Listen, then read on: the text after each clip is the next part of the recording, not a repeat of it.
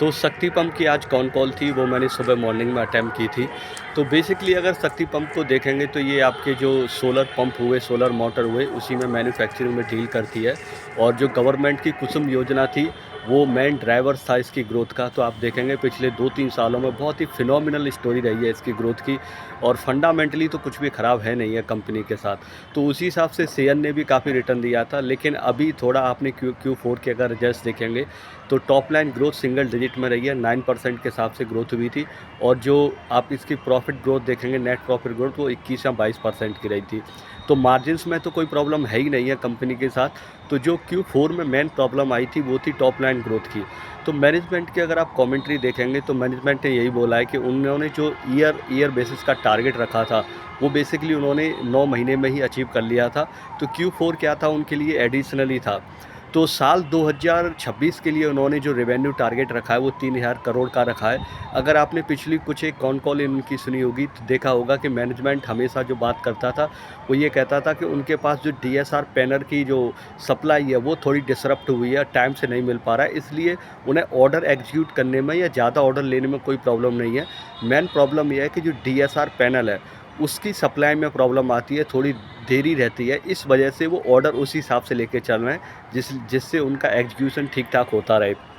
तो अभी अगर आप इनकी ये वाली कौन-कौन सुनेंगे, तो शुरुआत में तो मैनेजमेंट ने कहा था कि इनका खुद का भी प्लांट है जो सोलर मैन्युफैक्चरिंग में डील कर रहा है उस, और ईवी में भी ये थोड़ा डील करते हैं, जिसका अगले कुछ क्वार्टर से सेल्स में आपको इम्पैक्ट दिखना शुरू हो जाएगा। लेकिन जो प्रॉब्लम है डीएसआर पैनल वाली, उसके लिए कंपनी ने कहा था अडानी और 1-2 कंपनी और है, उनके साथ इन्होंने एग्रीमेंट किए हैं।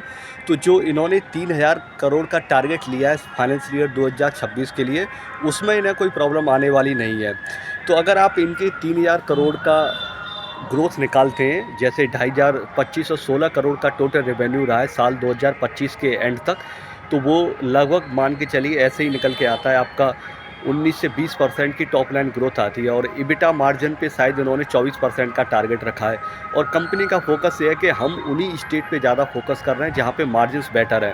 तो ये एक अच्छी चीज़ है। तो कंपनी का अगर आप टारगेट देखेंगे, जो रेवेन्यू ग्रोथ देखेंगे, टॉप लाइन 20% के हिसाब से 24 का इबिटा मार्जिन का टारगेट, यानी जो ऑपरेटिंग स्केल है इनको मिलना शुरू हो गया है। और ग्रोथ मार्जिन में तो ठीक है इनकी, लेकिन जो टॉप लाइन ग्रोथ जिसके लिए शक्ति पंप जानी जाती थी, अगर आप पिछले 3 साल की इनकी ग्रोथ स्टोरी को उठा के देखें, जिस बेसिस पे शेयर ने रिटर्न दिया था, वो ग्रोथ स्टोरी धीरे धीरे कम होती जा रही है। और 20% की ग्रोथ तो शक्ति पंप पे फिट बैठती नहीं है, जिस हिसाब से ये पिछले कुछ सालों में इन्होंने रिटर्न दिया है।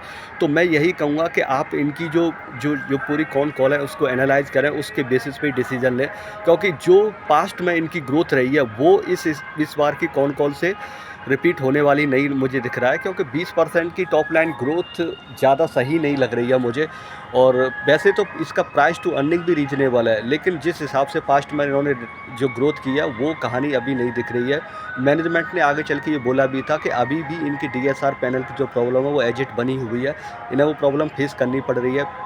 अगर मैं ऑर्डर बुक की बात करूं तो शायद 1650 करोड़ का ऑर्डर बुक इनके पास है, ये डोमेस्टिक का है।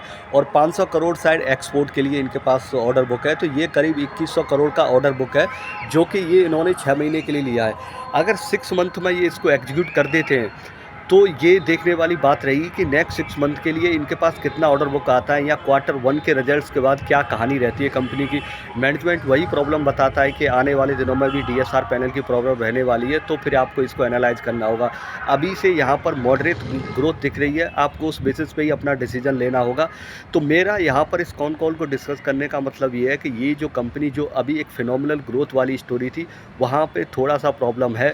जैसा अगर मैनेजमेंट ने 2025 वाली कहानी यहाँ पे रिपीट की कि 2025 में शायद 1800 करोड़ का इन्होंने रेवेन्यू का टारगेट रखा था और 2500 करोड़ करके दिखाया, उस हिसाब से अगर ये 3500-3600 अगर अचीव करते हैं, जैसे 3000 करोड़ का इन्होंने टारगेट रखा है, कंपनी अगर कहीं 3700-3800 की करीब टोटल ईयर एंड तक करती है, तो ये एक बहुत ही बढ़िया ग्रोथ वाली स्टोरी रहेगी।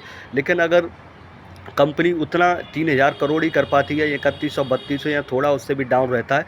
तो जो ग्रोथ स्टोरी इसकी रही है वो फ्यूचर में रहने वाली नहीं है, और शेयर मार्केट जो रिटर्न देता है वो फ्यूचर के हिसाब से देता है। शक्ति पंप ने जो मल्टी रिटर्न दिए थे, मल्टी बैगर बना था, वो इसके पिछले ट्रैक रिकॉर्ड के हिसाब से बना था। 50-60% की जो ग्रोथ 30-40% की रहती थी क्वार्टर ऑन क्वार्टर बेसिस पे, ईयर ऑन ईयर बेसिस पे, उसके बेसिस पे रिटर्न मिले थे। तो अभी ये आपको फिर से एनालाइज करना होगा, अपनी चीज़ों को देखना होगा कि इसकी जो ग्रोथ स्टोरी है वो पहले जैसी नहीं रही है। तो अभी के लिए बस इतना ही। Thanks for listening. Stay tune for more quarter 4 updates.